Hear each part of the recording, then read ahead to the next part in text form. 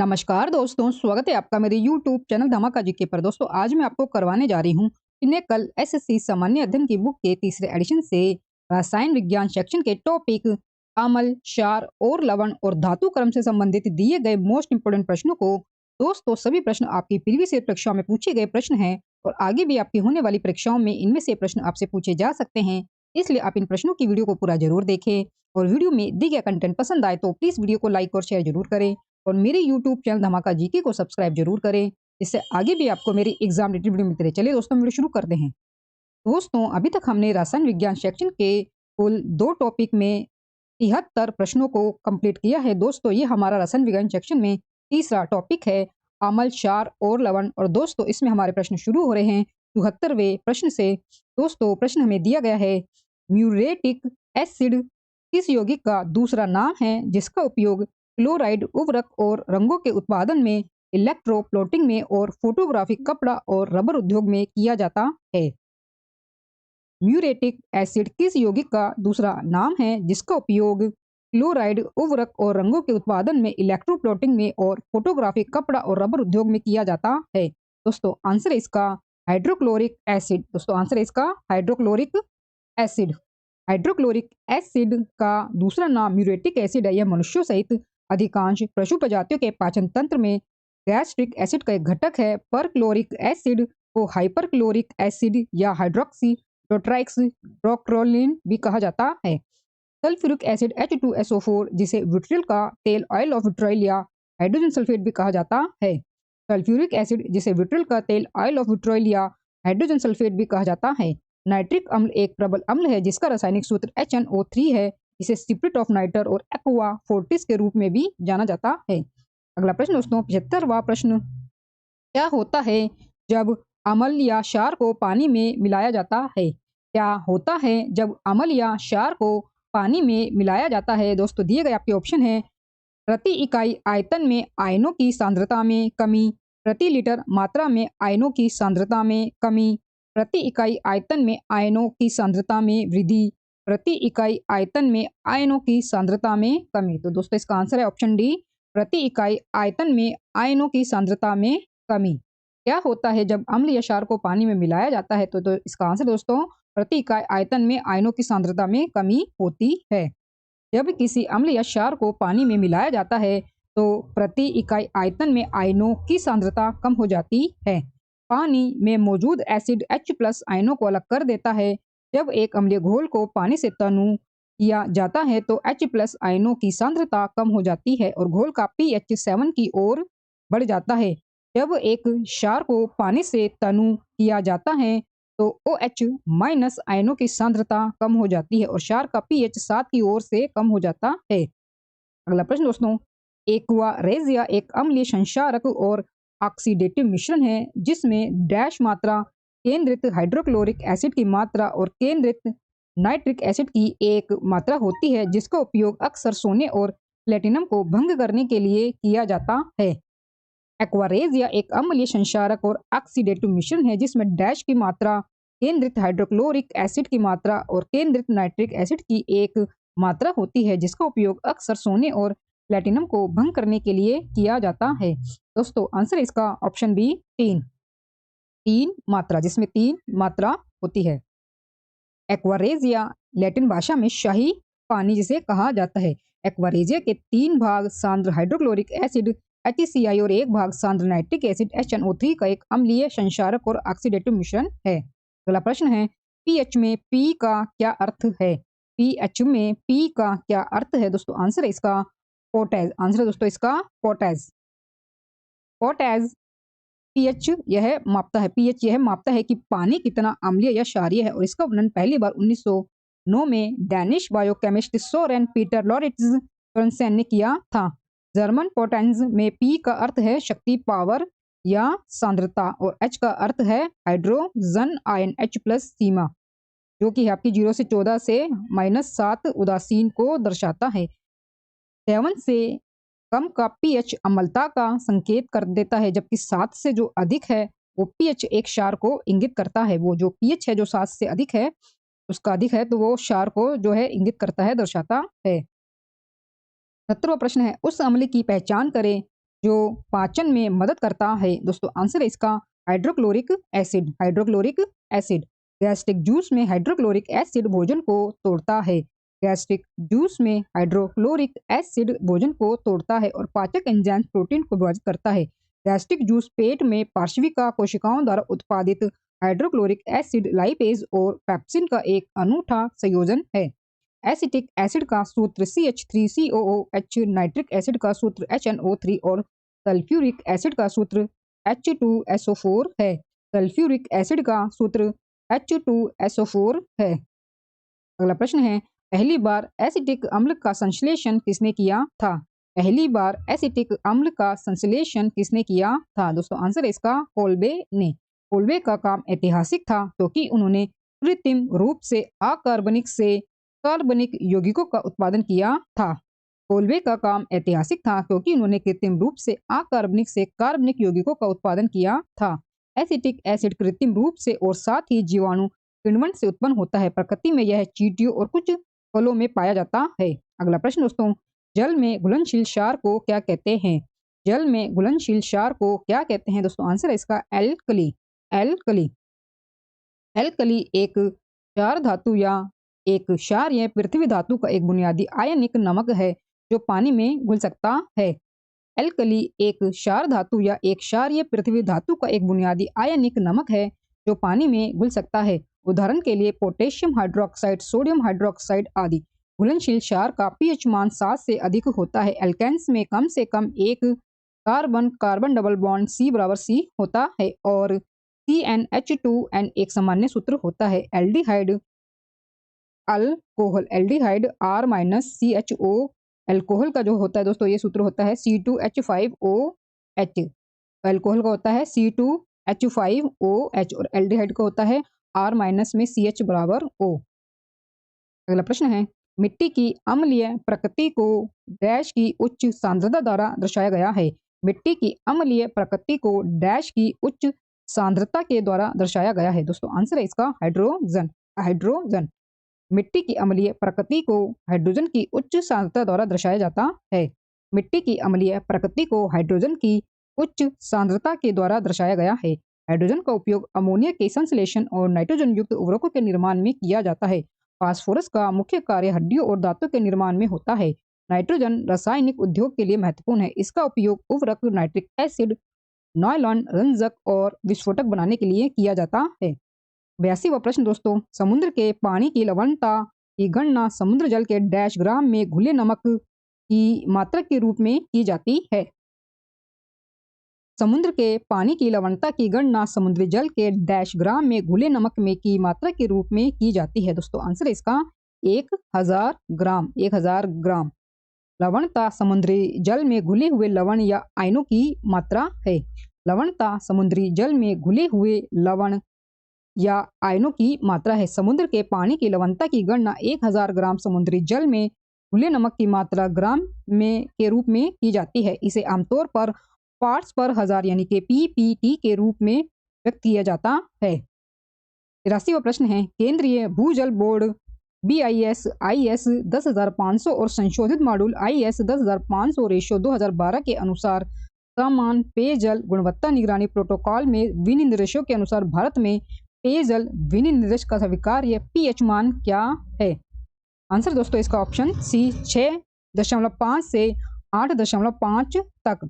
6.5 से 8.5 तक।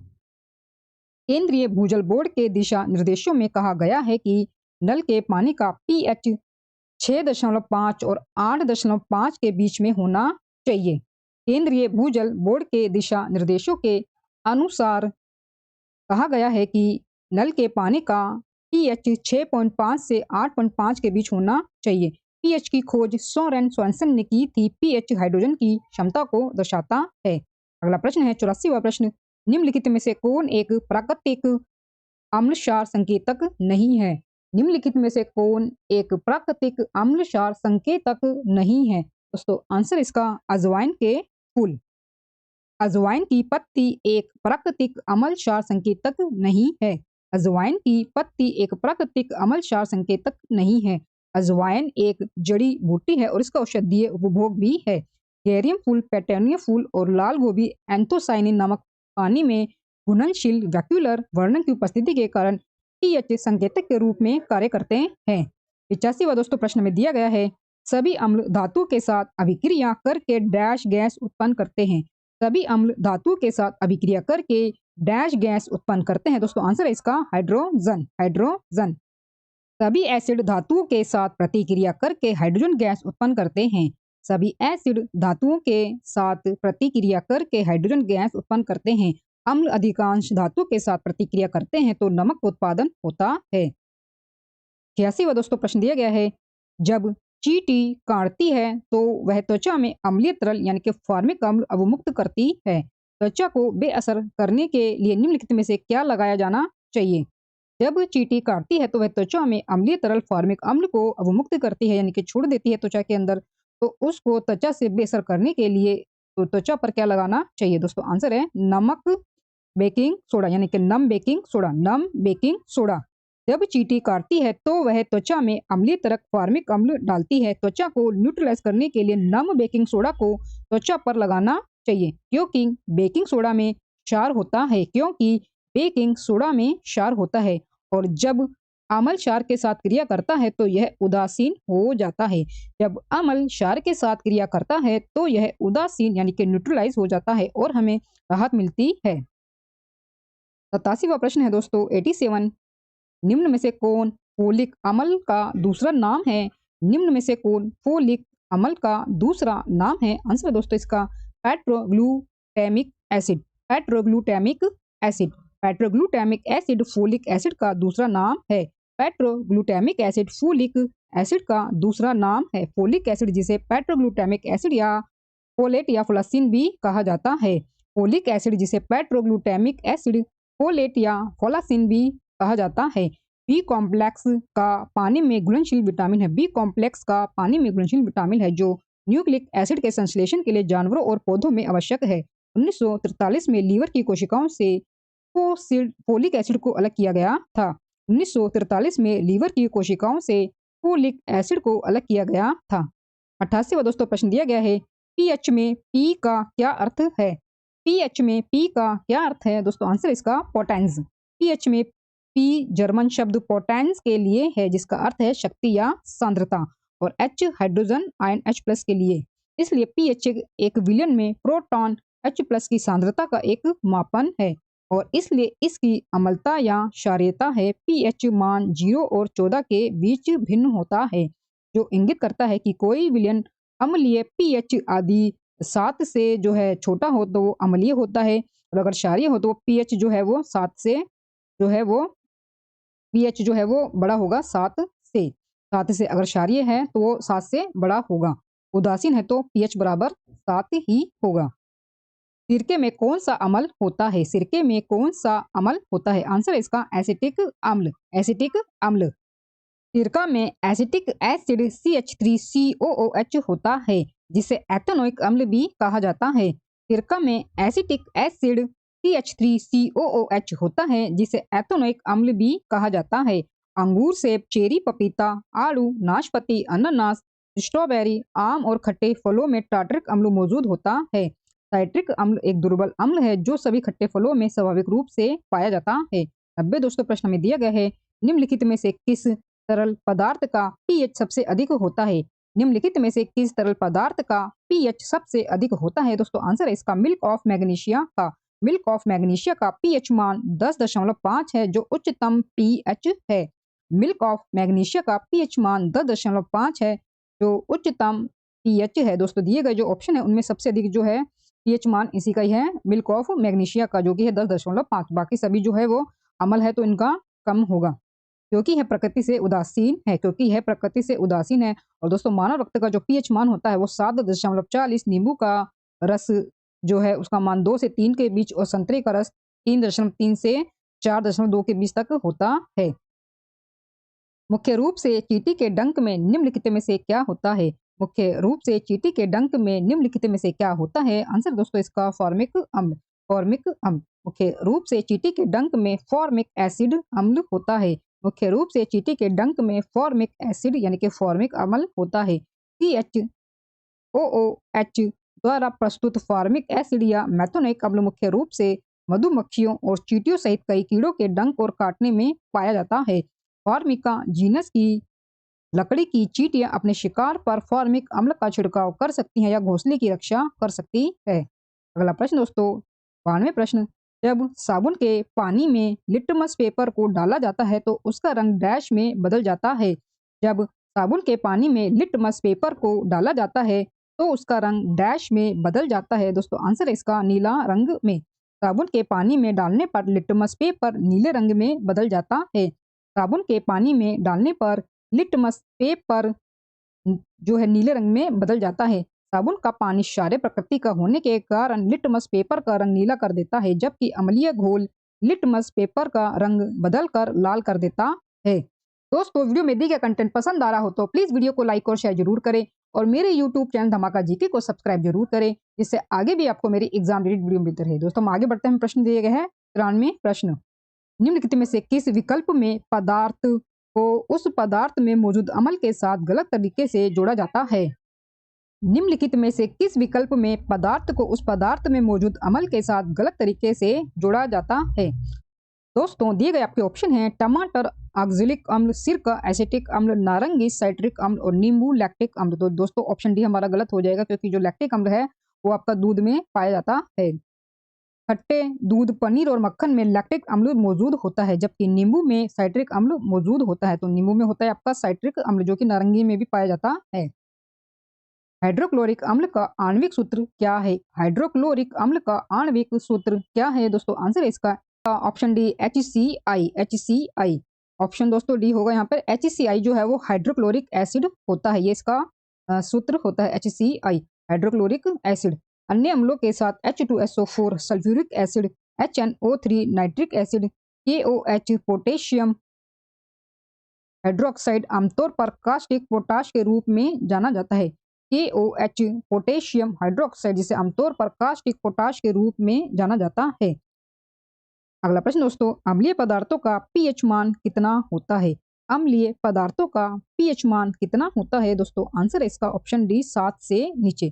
जितने भी अम्ल है उनका pH मान 7 से नीचे होता है। अम्लीय पदार्थों का pH मान 7 से कम होता है। समुद्री जल में प्रचुर मात्रा में पाए जाने वाले नमक का रासायनिक नाम क्या है?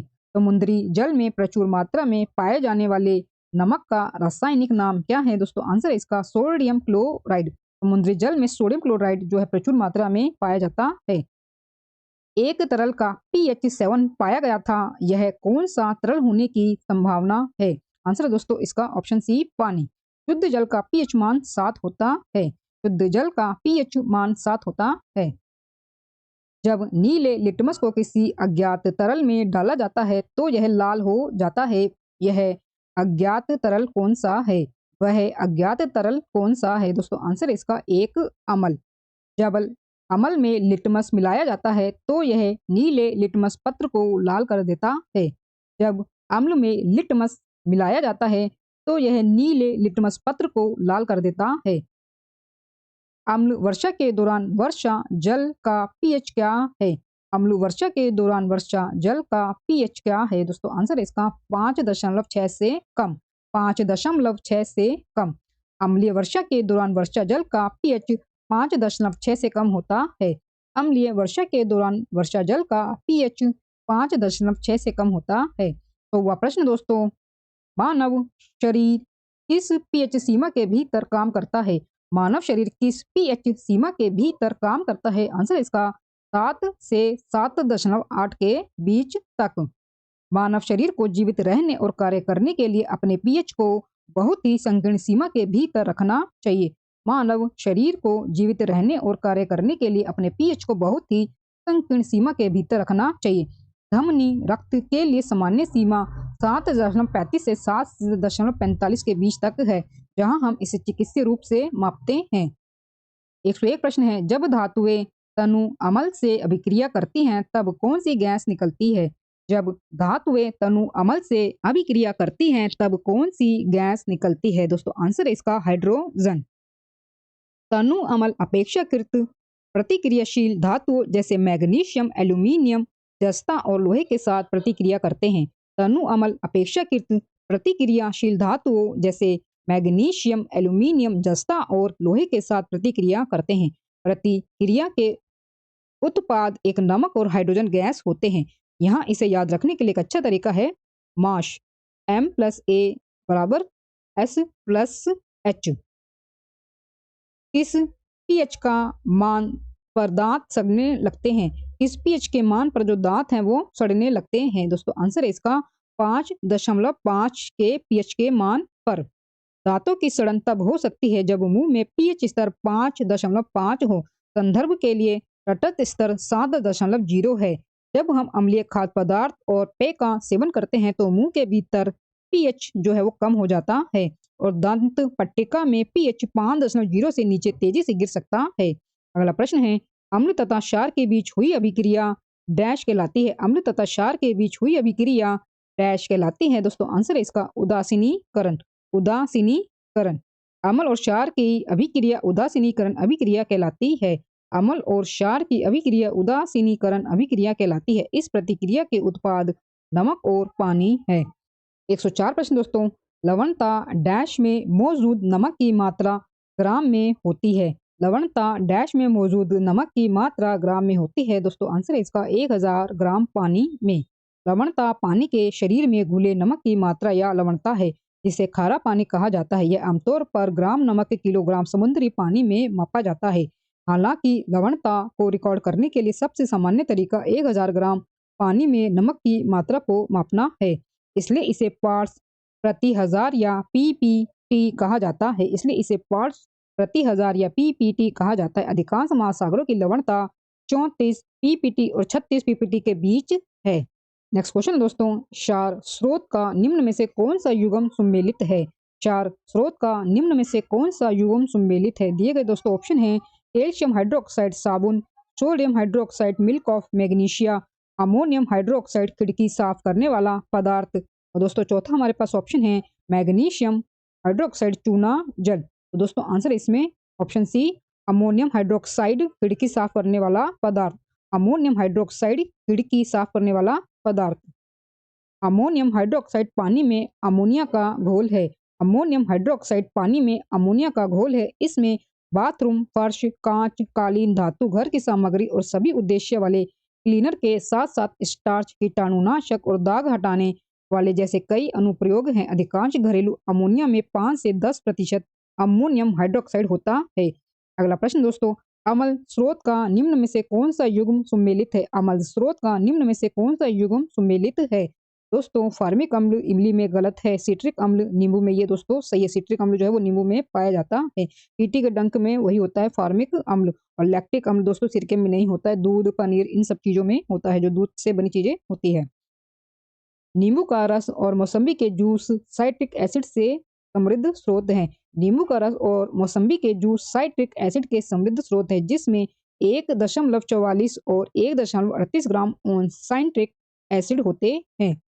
नेक्स्ट क्वेश्चन है दोस्तों निम्न में से किसका पीएच मान 0 के निकटतम होता है? निम्न में से किसका पीएच मान 0 के निकटतम होता है? आंसर इसका सांद्रित हाइड्रोक्लोरिक अम्ल। सांद्रित हाइड्रोक्लोरिक अम्ल का पीएच मानों की सामान्य सीमा 0 से 14 के बीच होती है और इसमें जो 0 है वो सांद्र हाइड्रोक्लोरिक एसिड का मान होता है। हालांकि शुद्ध पानी के लिए पीएच मान 7 है और सांद्र सोडियम हाइड्रोक्साइड के लिए पीएच मान 14 है।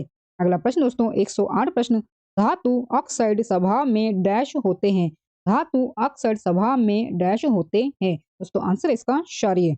धातु के ऑक्साइड हमेशा क्षारीय प्रकृति के होते हैं। धातु के ऑक्साइड हमेशा क्षारीय प्रकृति के होते हैं। उदाहरण के लिए मैग्नीशियम ऑक्साइड एक धातु ऑक्साइड है। यह क्षारीय होगा क्योंकि इसमें पानी मिलाने से यह मैग्नीशियम OH2 मैग्नीशियम हाइड्रोक्साइड बन जाएगा जो कि एक क्षार है। अधात्विक ऑक्साइड हमेशा अम्लीय प्रकृति के होते हैं। धातु के ऑक्साइड हमेशा क्षारीय प्रकृति के होते हैं। उदाहरण के लिए मैग्नीशियम ऑक्साइड एक धातु ऑक्साइड है। यह क्षारीय होगा क्योंकि इसमें पानी मिलाने से यह मैग्नीशियम हाइड्रोक्साइड बन जाएगा जो कि एक क्षार है। अधात्विक ऑक्साइड हमेशा अम्लीय प्रकृति के होते हैं।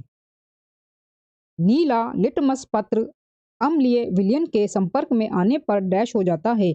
नीला लिटमस पत्र अम्लीय विलयन के संपर्क में आने पर डैश हो जाता है। दोस्तों आंसर इसका लाल। नीला लिटमस पत्र अम्लीय विलयन के संपर्क में आने पर लाल हो जाता है तथा लाल लिटमस क्षारीय विलयन के संपर्क में आने पर नीला हो जाता है।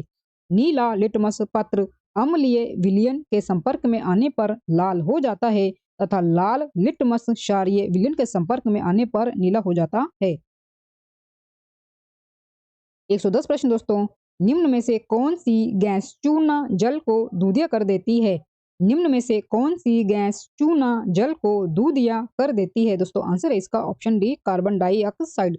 जब कार्बन डाइऑक्साइड को थोड़े समय के लिए चूने के पानी से गुजारा जाता है तो यह कैल्शियम कार्बोनेट के सफेद अवशेप के बनने के कारण चूने के पानी को दूधिया कर देता है। जब कार्बन डाइऑक्साइड को थोड़े समय के लिए चूने के पानी से गुजारा जाता है तो यह कैल्शियम कार्बोनेट के सफेद अवशेप के बनने के कारण चूने के पानी को दूधिया कर देता है। 111वां प्रश्न है, 25 डिग्री सेल्सियस तापमान पर शुद्ध जल का पीएच मान डैश होता है? 25 डिग्री सेल्सियस तापमान पर शुद्ध जल का पीएच मान डैश होता है? दोस्तों आंसर है ऑप्शन ए 7। जैसे जैसे पानी का तापमान नीचे जाता है उसका पीएच बढ़ता जाता है।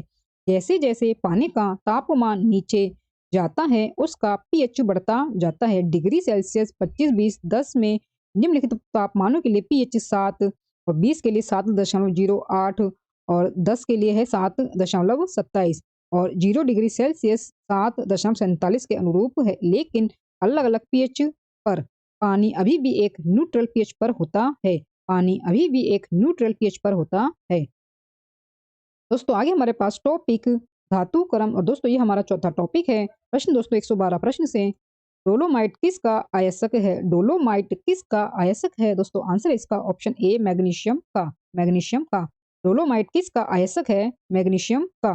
Magnesium magnesite, dolomite, brucite, serpentine आदि जैसे खनिजों में पाया जाता है। डोलोमाइट सूत्र MgCO3 into CaCO3। Magnesium magnesite, dolomite, brucite, serpentine आदि जैसे खनिजों में पाया जाता है। डोलोमाइट का दोस्तों सूत्र दिया गया है MgCO3 इंटू CaCO3। 113वां प्रश्न है, टीना बार निम्नलिखित में से किस धातु का अयस्क है? टीना बार निम्नलिखित में से किस धातु का अयस्क है? दोस्तों आंसर है इसका मरक्यूरी यानी कि पारे का। टीना बार मरक्यूरी Hg का अयस्क है। टीना बार मरक्यूरी का अयस्क है। सोने का प्राथमिक खनिज देशी धातु और इलेक्ट्रम एक सोना चांदी मिश्र धातु है। प्लेटिनम अयस्कों के मुख्य खनिज पायरोटाइट, पेंटेंडाइट और क्यूबनाइट है। बॉक्साइट प्राथमिक अयस्क है जिससे विश्व के अधिकांश गैलियम का उत्पादन होता है। टीना बार मरक्यूरी Hg का अयस्क है। सोने का प्राथमिक खनिज देसी धातु और इलेक्ट्रम एक सोना चांदी मिश्र धातु है। प्लेटिनम अयस्कों के मुख्य खनिज पायरोटाइट, पेंटेलेडाइट और क्यूबनाइट है। प्लेटिनम अयस्कों के मुख्य खनिज पायरोटाइट, पेंटेलेडाइट और क्यूबनाइट है। बॉक्साइट प्राथमिक अयस्क है जिसमें विश्व के अधिकांश गैलियम का उत्पादन होता है। 114वां प्रश्न दोस्तों आगे हमें दिया गया है, डैश एल्युमिनियम की एक मोटी ऑक्साइड परत बनाने की प्रक्रिया है। डैश एल्युमिनियम की एक मोटी ऑक्साइड परत बनाने की प्रक्रिया है। दोस्तों आंसर है इसका एनोडाइजिंग। एनोडाइजिंग एनोडाइजिंग एनोडाइजिंग आमतौर पर एल्युमिनियम या इसके मिश्र धातु पर एक मोटी ऑक्साइड परत बनाने की प्रक्रिया है। एनोडाइजिंग आमतौर पर एल्युमिनियम या इसके मिश्र धातु पर एक मोटी ऑक्साइड परत बनाने की प्रक्रिया है। नेक्स्ट क्वेश्चन है, रेयॉन कपड़ा बनाने के लिए निम्नलिखित में से किस फाइबर का उपयोग किया जाता है? रेयॉन कपड़ा बनाने के लिए निम्नलिखित में से किस फाइबर का उपयोग किया जाता है? दोस्तों आंसर है इसका सेलुलोज का। रेयॉन पुनर्जीवित सेलुलोज के प्राकृतिक स्रोतों से बना है। यह है लकड़ी और संबंधित कृषि उत्पादों जैसे सिंथेटिक फाइबर है। रेयॉन पुनर्जीवित सेलुलोज के प्राकृतिक स्रोतों से बना है। यह लकड़ी और संबंधित कृषि उत्पादों जैसे सिंथेटिक फाइबर है। अगला प्रश्न है, डैश के द्वारा दिए गए एक नियम के अनुसार विद्युत अपघट्य विलयन में पारित होने वाले विद्युत की समान मात्रा द्वारा मुक्त होने वाले भिन्न पदार्थों की मात्रा उनके रासायनिक तुल्य भार के समानुपातिक होती है। दोस्तों आंसर है इसका option C, Michael Faraday. Michael Faraday के द्वारा माइकल फेराडे के द्वारा दिए गए एक नियम के अनुसार विद्युत अपघट्य विलयन में पारित होने वाले विद्युत की समान मात्रा द्वारा मुक्त होने वाले भिन्न पदार्थों की मात्रा उनके रासायनिक तुल्य भार के समानुपातिक होती है। माइकल फेराडे द्वारा प्रतिपादित एक नियम के अनुसार इलेक्ट्रोलाइटिक घोल से गुजरने वाली बिजली की समान मात्रा से मुक्त होने वाले विभिन्न पदार्थों की मात्रा उनके रासायनिक समकक्ष वजन के समान अनुपाती होती है। इलेक्ट्रोलिसिस के फैराडे नियम में कहा गया है कि इलेक्ट्रोड इलेक्ट्रोलाइट सीमा पर वर्तमान द्वारा उत्पादित रासायनिक परिवर्तन की मात्रा उपयोग की जाने वाली बिजली की मात्रा के समानुपाती होती है और समान मात्रा में बिजली द्वारा उत्पादित रासायनिक परिवर्तनों की मात्रा अलग अलग होती है। अगला प्रश्न दोस्तों 117वां प्रश्न, धातुओं और उनके अयस्कों के संबंध में कौन सा युग्म गलत है? धातुओं और उनके अयस्कों के संदर्भ में कौन सा युग्म गलत है? दोस्तों आंसर है इसका ऑप्शन बी, पारा ग्रीनोकाइट। पारा ग्रीनोकाइट जो है दोस्तों ये गलत दिया गया है। पारा या तो एक देसी धातु दुर्लभ के रूप में पाया जाता है। पारा या तो एक देसी धातु दुर्लभ के रूप में पाया जाता है या सिनाबार, मेटासिनाबार, कार्डोराइट, जीवित स्टोनाइट और अन्य खनिजों में पाया जाता है। सोना आमतौर पर अकेला पाया जाता है यह या पारा चांदी के साथ मिश्रित होता है, लेकिन यह एल्वेराइट, सिल्वेनाइट, नागनाइट, पैटजाइट या कैरेनाराइट जैसे एस्को में भी पाया जा सकता है। ग्रीनोकाइट एक दुर्लभ कैडमियम युक्त धातु सल्फाइड खनिज है। ग्रीनोकाइट एक दुर्लभ कैडमियम युक्त धातु सल्फाइड खनिज है जिसमें क्रिस्टलीय रूप में कैडमियम सल्फाइड होता है। एल्यूमिनियम के प्रमुख अयस्क हैं बॉक्साइट, कोरंडम, फेल्सपार, क्रायोलाइट, एलुनाइट और काओलिन है। स्मेलाइट एक अयस्क है। स्मेलाइट एक अयस्क है। सिनाबार अयस्क से कौन सी धातु निकलती है? सिनाबार अयस्क से कौन सी धातु निकलती है? आंसर दोस्तों इसका पारा। सिनाबार HgS पारा का एक अयस्क है। सिनाबार HgS पारा का एक अयस्क है। 119वां दोस्तों प्रश्न में दिया गया है, निम्नलिखित में से कौन लौह का अयस्क नहीं है? निम्नलिखित में से कौन लौह का एक अयस्क नहीं है? आंसर दोस्तों इसका क्यूपीराइट। क्यूपराइट को छोड़कर सभी लोहे के अयस्क हैं। क्यूपराइट जो है दोस्तों वो तांबे का अयस्क है। क्यूपराइट तांबे का अयस्क है दोस्तों। लोहे के आपके हेमेटाइट, मैग्नेटाइट, सीडेराइट, जो क्यूपराइट है ये आपका तांबे का अयस्क है। तांबे का ये अयस्क है क्यूपराइट। 120 प्रश्न है, कोरंडम किसका अयस्क है? कोरंडम किसका एक अयस्क है दोस्तों? आंसर है इसका एल्यूमिनियम का। कोरंडम एल्यूमिनियम की मिश्र धातु है। कोरंडम एल्यूमिनियम की मिश्र धातु है। यह लोहे, टाइटेनियम और क्रोमियम के साथ एल्यूमिनियम ऑक्साइड का एक क्रिस्टलीय रूप है। यह एक चट्टान बनाने वाला खनिज है। 121वां दोस्तों प्रश्न में दिया गया है, निम्नलिखित में से कौन सा तांबा खनिज है? निम्नलिखित में से कौन सा तांबा खनिज है दोस्तों? आंसर इसका ऑप्शन ए, एज़ूराइट। एज़ूराइट तांबा कई खनिजों में पाया जाता है जो खदान में पर्याप्त मात्रा में जमा होते हैं। इनमें शामिल है एज़ूराइट, मेलाकॉइट, कैल्कोपाइराइट, कैथनाइट, कैल्कोपाइराइट और बोरोनाइट। तांबा कई खनिजों में पाया जाता है जो खदान में पर्याप्त मात्रा में जमा होते हैं। इनमें शामिल है एज़ूराइट, मेलाकॉइट, कैल्कोपाइराइट, एखेथानाइट, कैल्कोपाइराइट और बोरोनाइट। एज़ूराइट एक नरम गहरे नीले रंग का तांबा खनिज है। एज़ूराइट एक नरम गहरे नीले रंग का तांबा खनिज तांबे के अयस्क जमा के अपक्षय द्वारा निर्मित होता है। 122वां प्रश्न है, पायरोलुसाइट एक अयस्क है। पायरोलुसाइट एक अयस्क है। आंसर इसका मैग्नीज का। मैग्नीज का। पायरोलुसाइट एक खनिज है जिसमें अनिवार्य रूप से मैग्नीज डाइऑक्साइड होता है। पायरोलुसाइट एक खनिज है जिसमें अनिवार्य रूप से मैग्नीज डाइऑक्साइड होता है और यह मैग्नीज के अयस्क के रूप में महत्वपूर्ण है। और यह मैग्नीज के एक अयस्क के रूप में महत्वपूर्ण है। यह एक काला अनाकार दिखने वाला खनिज है। अक्सर दानेदार, रेशेदार या स्तंभ संरचना के साथ साथ कभी कभी रेनिफॉर्म यानी कि गुर्दे के आकार का क्रस्ट बनाता है। 123वां प्रश्न दोस्तों, निम्न में से किस धातु के अयस्क का नाम गैलेना है? निम्न में से किस धातु के एक अयस्क का नाम गैलेना है दोस्तों? आंसर है इसका सीसा। गैलेना जिसे सीसा ग्लॉन्स भी कहा जाता है, सीसा सल्फाइड का प्राकृतिक खनिज रूप है।